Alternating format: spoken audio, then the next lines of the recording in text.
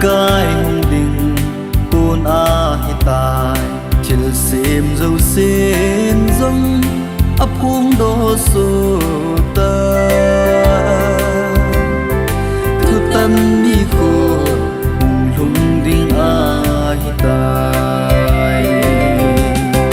dù đi khô tình lên khúc dấu xì điên su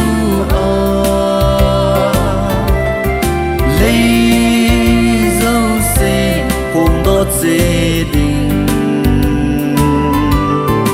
dù như tiếng số bi thì mùa nó chẳng đem cái khôn xin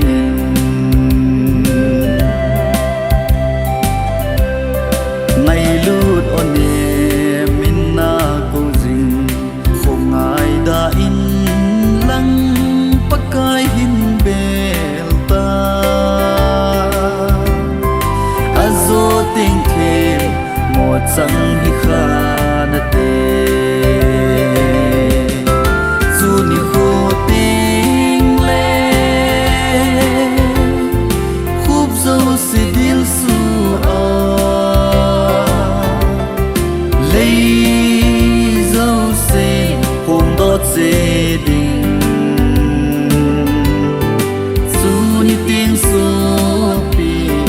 thì mùa nó chẳng đem cái khôn xin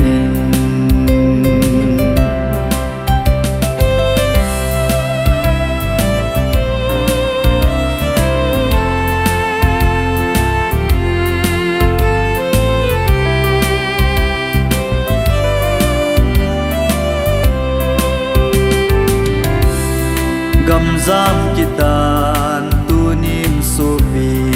pakai anga con giam mang thấy lâu đinh thu tân anga sel dấu đinh